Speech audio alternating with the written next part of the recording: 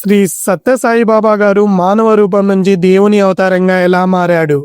ఇండియాలోనే ప్రముఖులు నరేంద్ర మోడీ గారు, సచిన్ టెండూల్కర్ గారు, రామ్ చరణ్ గారు, చంద్రబాబు నాయుడు గారు ఇలాంటి ఎంతో మంది సత్యసాయిబాబా గారిని సందర్శించారు.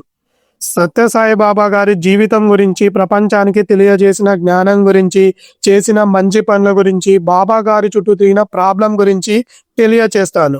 మొదటిసారి మీరు మా ఛానల్ కు విజిట్ అయింటే please like and follow Raja Anantapur vlog. కోట్లాది మంది భక్తుల ఆరాధ్య దైవం శ్రీ భగవాన్ సత్యసాయి బాబా 1926 నవంబర్ 23న జన్మించారు. ఆయన అసలు పేరు సత్యనారాయణ రాజ్. బాబా జన్మించిన గొల్లపల్లె ఇప్పుడు పుట్టపర్తిగా మారింది. బాబా తల్లిదండ్రులు ఈశ్వరమ్మ, పెద్ద వెంకమరాజు. బాల్యంలో చాలా అద్భుతాలు చేశాడని చెబుతారు. చిన్న వయసులోనే అపర మేధావిగా, సేవాభావం కలిగిన వ్యక్తిగా ముద్రపడ్డాడు. బాబాకు నాట్యంలో, సంగీతంలో, రచనలో చాలా మంచి పట్టు ఉంది. బాబా స్వయంగా పాటలు, పద్యాలు రాసి భక్తులకు వినిపించేవారు. 1943 మే 23న వెంకమరాజు నువ్వెవరని అడిగినప్పుడు నేను సాయిబాబా అని సమాధానం చెప్పారు. నిదర్శనం చూపమంటే గుప్పెడు మల్లిపూలను తీసుకొని నేలపైకి విసరగా అవి సాయి బాబా అనే అక్షరాలు ఏర్పడ్డాయి. ఆ చర్యతో బాబా తండ్రి బాబాను ఓ అద్వితీయ మహోన్నతుడుగా భావించాడు. అప్పటి నుండి బాబాగా ప్రసిద్ధి చెందాడు. 1944లో భక్తులు బాబా స్వగ్రామాన్ని పుట్టపర్తిలో ఓ మందిరంగా నిర్మించారు. ఆ తరువాత 1948లో ప్రారంభమైన ప్రశాంతి నిలయం 1950 నాటికి పూర్తయింది. బాబా 1957 సంవత్సరంలో ఉత్తర భారతదేశ దేవాలయాలకు సందర్శనకు వెళ్ళాడు.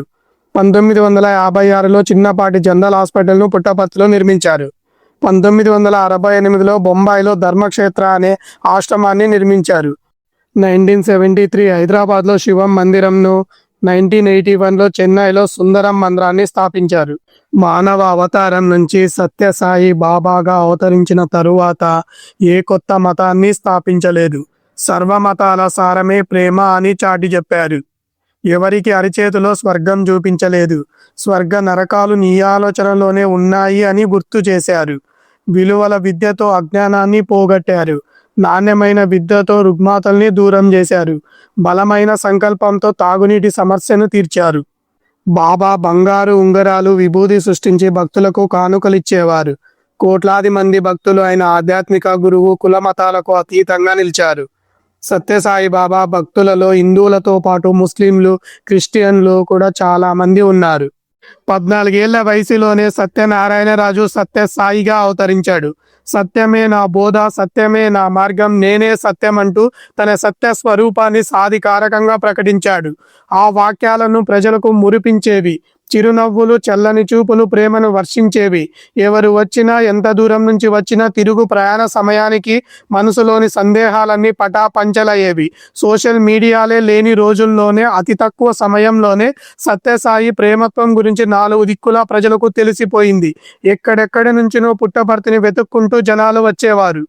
సాయిబాబా గారు చెప్పిన సత్య వాక్యాలు: నిష్కమ కర్మతో చేసే ఏ మంచి పని అయినా తపస్సే.